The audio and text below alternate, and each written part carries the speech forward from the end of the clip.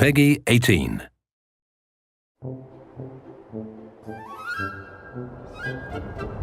Our fans really want to be a Raider. We see the feedback, we see the amazing cosplay our fans do, so we really wanted to provide them something that they really want, and we think that they're really going to enjoy it. When you enter Nuka-World, there's a sort of settlement where the Raiders are, but they don't have the whole park. So there's all these other lands occupied by different monsters and enemies that you have to go in and take for the Raiders, take for your gangs, and conquer, and then move your gangs into so that you can have the whole park for your Raider territory. We have Nukatown, USA, which is where the Raiders are sort of living when you first get there. Nuka Galaxy, which is sort of like the future that they would envision in the Fallout universe. We have Dry Rock Gulch, which is sort of Wild West town.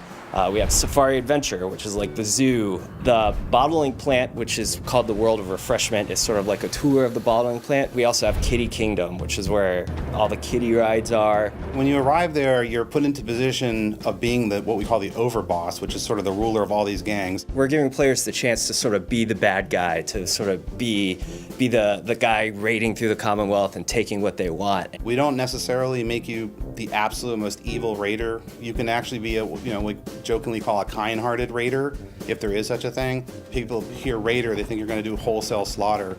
We actually took great pains to make sure that that wasn't a requirement. We have 3 distinct gangs, each with their own vibe, each with their own backstory, so it lets you choose not just to be a Raider, but what kind you want to be. The Disciples are sort of your classic, very bloody, very violent gang. Then you have the Operators, and they're sort of your stealthy, sort of come at you from the shadows, a little more technologically oriented Raider gang, and then the Pack, and they're just absolutely crazy. We had one of our concept artists go through and develop a lot of the different armor. The ones who are more bloodthirsty have more violent shapes and more rough edges, and the ones who are more clean cut and efficient have a more stylized look. So in the end, your Overboss should look totally different than someone playing down the street from you. We do have a nice new gun set in there that still has a Raider vibe, the handmade assault rifle. Then on top of that, we have really fun new weapons like the paddle ball, which has a whole bunch of different attachment or mods that you can add. Spikes, you can have shocks, fire, and you can eventually use the weaponized Nuka-Cola to make it sort of like a nitroglycerin paddle ball and pop people's heads.